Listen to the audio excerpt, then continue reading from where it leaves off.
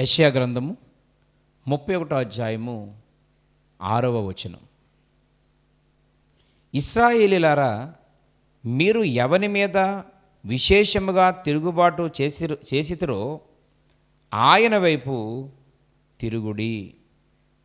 ప్రియమైన మిత్రులారా, దేవుడు తన ప్రజలమైన మనలను ప్రేమించి ఒక అద్భుతమైనటువంటి పేరు పెట్టి దేవుని చేత ఏర్పరచబడినటువంటి వారికి మరి తగినటువంటి రీతిలో మనను ఆయన గుర్తించి ప్రేమించి, ఇశ్రాయేలీయులారా, దేవుని చేత ఏర్పాటు చేయబడినటువంటి దేవుని జనాంగమా, ఆయన కొరకు ప్రత్యేకపరచబడిన వారలారా అని మన యొక్క ప్రత్యేకత, మన పిలుపును, మన ఆధిక్యతను, మనకున్నటువంటి ఉన్నతమైనటువంటి హోదాను గుర్తు చేస్తూ ఆయన పిలుస్తూ ప్రస్తావిస్తూ అంటున్నాడు, ఇశ్రాయేలులారా అని పిలిచి, మీరు ఎవని మీద విశేషముగా తిరుగుబాటు చేసితిరో ఈరోజు మరలా ఆయన వైపు తిరుగుడి.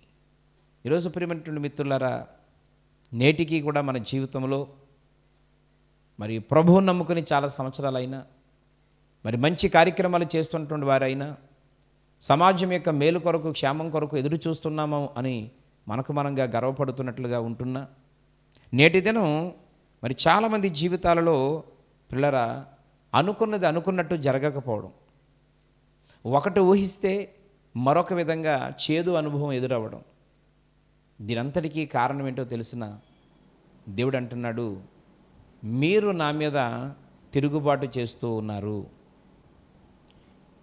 ఎవరైతే మిమ్మల్ని సృజించారో, ఇప్పుడు మీరు జీవిస్తున్న మంచి జీవితాన్ని ఎవరైతే మనకు అనుగ్రహించారో, నేటికి ఒక మనిషిగా, విలువైన వ్యక్తిగా ఈ భూమి మీద అన్ని రకాలుగా మనం చక్కగా తిరుగుతూ కార్యక్రమాలు చేయగలుగుతున్నాము అని అంటే, ఆ స్థితినిచ్చినటువంటి దేవుడు అంటున్నాడు, మీరు నన్ను వ్యతిరేకిస్తున్నారు, నా మీద మీరు తిరుగుబాటు చేస్తున్నారు, కనుకనే మీరు క్షేమాన్ని అనుకున్నట్లుగా చూడలేకపోతున్నారు అని ఆయన చాలా స్పష్టంగా తెలియజేస్తున్నాడు.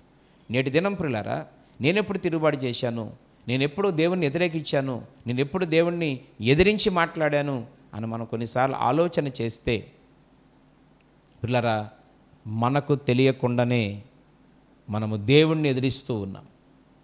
ఎదిరిస్తున్నాను అని డైరెక్ట్గా కొన్ని విషయాలు తెలియకుండానే ప్రభువుని మీద మనం చాలా విషయాల్లో తిరుగుబాటు చేస్తూనే ఉన్నాం.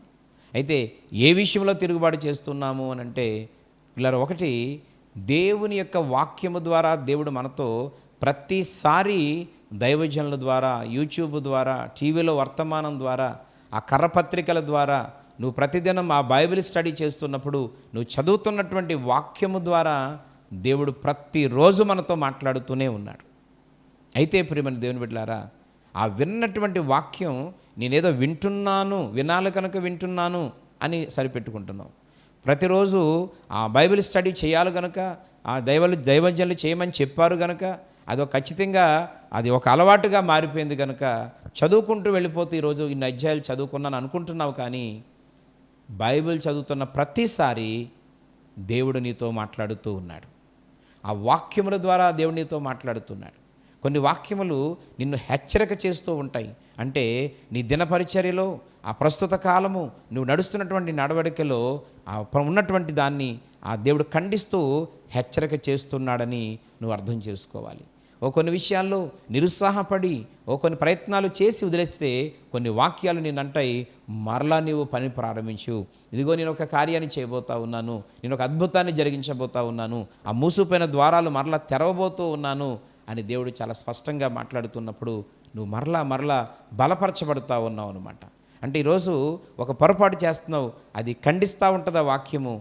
నువ్వు చేసే తప్పు, ఇలా చేస్తే ఈ శిక్ష విధించబడుతుంది, ప్రస్తుతం అనుభవిస్తున్న బాధ ఆ ఇబ్బంది వల్లే, ఆ తప్పు వల్లే, ఆ పాపం వల్లే అని చెప్తా ఉన్నప్పుడు దేవుడు నీతో మాట్లాడుతున్నాడు. ఈరోజు చాలాసార్లు పిల్లారా ఆ మాటను ఈరోజు మనం పరిగణలోకి తీసుకోకుండా దాన్ని ఏదో నార్మల్గా తీసుకొని విడిచిపెడుతున్నాం. ఆ విధంగా కూడా దేవుడినితో మాట్లాడిన తర్వాత కూడా నువ్వు సరి చేసుకోకపోవడం ఆయన మీద తిరుగుబాటు చేయడమే. ఇక రెండవది, ప్రియమైన మిత్రులారా, దేవుని సన్నిధిలో చాలాసార్లు దేవుడు మనతో మాట్లాడినప్పుడు, కొన్ని ఇబ్బందులు ఎదురైనప్పుడు మనము దేవుని దగ్గర తప్పు ఒప్పుకొని కన్నీరు గార్చి పశ్చాత్తాపడి దేవుని దగ్గర తీర్మానం తీసుకుంటాం.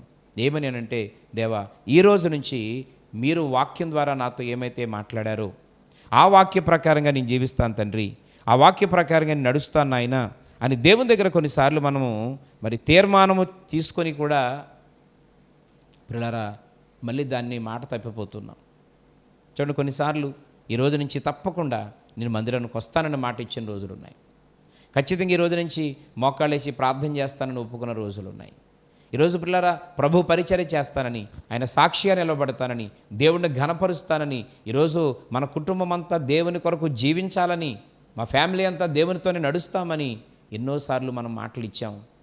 దేవుని సేవ కొరకు ప్రోత్సహించడానికి ఎన్నో వాగ్దానాలు చేశాం. దేవుని మందిరాల కొరకు ఎన్నో వాగ్దానాలు చేస్తున్నటువంటి పరిస్థితిలో ఉంటున్నాం. ఈరోజు సమాజం కొరకు ఏవో ఆ ఆనందంగా ఉన్నప్పుడు ఏవేవో నోరు జారిపోయి మనం వాగ్దానాలు చేసేసి ఉన్నాం. కానీ నేటి దినం అవన్నీ కూడా నువ్వు మర్చిపోయి ఉన్నావు.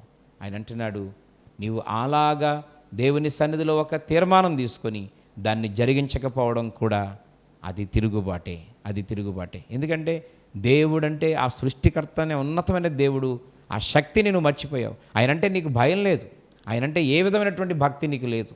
అందుకనే ఏదో సామాన్యమైనటువంటి కింద స్థాయి చిన్న పిల్లోడికి ఒక మాట ఇచ్చి మాట తప్పితే వాడు ఏ విధంగా తిరగబడలేడు, ఏం చేయలేడు అనేటువంటి అంతకంటే హీనముగా దేవుని యొక్క శక్తిని మనం అంచనా వేస్తున్నాం. కాబట్టే మాట ఇస్తున్నాం, వాగ్దానాలు చేస్తున్నాం, అలాగే చేస్తాను ప్రభు అని చెప్తా ఉన్నాం, ప్రభు పాదాల దగ్గర ప్రాధేయపడుతూ ఉన్నాం. బయటకు వచ్చిన తర్వాత పిల్లరా అవన్నీ మర్చిపోతూ ఉన్నాం. దేవుడు అంటున్నాడు, అది కూడా నువ్వు చేస్తున్నటువంటి తిరుగుబాటే. ఇశ్రాయేలు ప్రజలు ఐగుప్తు దేశంలో వారు బానిసత్వంలో మగ్గిపోతున్నప్పుడు ఈ పరిస్థితి నుంచి తప్పించండి ప్రభు అని వారు కన్నీరు గార్చి ఏడ్చారు. వారి యొక్క బాధను, వారి యొక్క బానిసత్వాన్ని, వారి ఏడుపులను, వారి యొక్క పెడబొబ్బులను చూసినటువంటి దేవుడు మోషేను పంపించి అనేకమైన సూచక్రియలు చేసి అక్కడి నుంచి బయటికి తీసుకొచ్చిన తర్వాత వారు ఆ బాధ నుంచి, కష్టం నుంచి, ఆ దేశం నుంచి బయటకు వచ్చి యువతలకు వచ్చి స్వేచ్ఛ జీవితంలోకి వచ్చిన తర్వాత అదే దేవుని మీద తిరుగుబాటు చేసి, ఆ దేవుణ్ణి బాధ పెట్టి, సేవకుని బాధ పెట్టి, ప్రియమైన మిత్రులారా వాళ్ళు ఏం లాభం పొందారు అంటే అనేక మంది పండిపోయిన ఆకులు నేల రాలిపోయినట్టు ఆ అరణ్యంలో కొన్ని లక్షల మంది పిట్టల్లా రాలిపోయారు. కానీ వారి జీవితాలను వారు పాడు చేసుకున్నారు, కానీ వారు సాధించింది ఏమీ లేదు. పిల్లారా, ఈరోజు ఈ మాట వింటున్న నా ప్రియ సహోదరుడా, ప్రభు నీతో మాట్లాడుతున్నాడు. ఇప్పటివరకు ఒకవేళ కొన్ని విషయాల్లో తెలుసో తెలియకో దేవుణ్ణి ఒకవేళ ఎదిరించుండుంటే, ఆయన మీద తిరుగుబాటు చేసి ఉండుంటే, తిరుగుబాటు దేవుని మీద చేసి మనం ఏమీ సాధించలేమండి. దేవుని మీద నిందలు వేసి మనమేమీ గొప్ప పొందుకోలేమండి. దేవుణ్ణి రకరకాలుగా మనం కించపరిచి మాట్లాడి ఒక పోసంత లాభాన్ని కూడా మనం పొందుకోలేమండి. ఈరోజు ఆయన సృష్టికర్తనే దేవుడు ఆకాశమందు ఉన్నాడు, పరలోకమందు ఉన్నాడు. మనం భూమి మీద మానవులుగా ఉన్నాం, కింద స్థాయిలో ఉన్నాం. మనం ఎప్పుడు కూడా తగ్గిపోయి ఉండవలసిన వారమై ఉన్నాం. దేవుడు సహాయం చేస్తే పొందుకునే వారమే తప్ప మనంతటా మనం ఏమీ చేయలేనటువంటి నిస్సహాయ స్థితిలో ఉన్న మానవులం. ఇలాంటి మనల్ని దేవుడు ప్రేమించి గొప్ప ఆధిక్యతనిచ్చాడు. ఈరోజు ఒకవేళ తెలుసో తెలియకో మాటల వలనైనా, కొన్ని చేతల వలనైనా, మన యొక్క ప్రవర్తన వలనైనా మరి దేవుని మనము ఎదిరించి ఆయన మీద తిరుగుబాటు చేస్తున్నామేమో సరి చేసుకుందాం, లోబడదాం. సరిచేయబడితే మాత్రం దేవుడు నిన్ను ఉన్నత స్థితిలోనికి నడిపించి ఈరోజు మనల్ని, మన కుటుంబాన్ని చాలా ప్రశాంతమైన వాతావరణంలో ముందుకు నడిపిస్తాడు.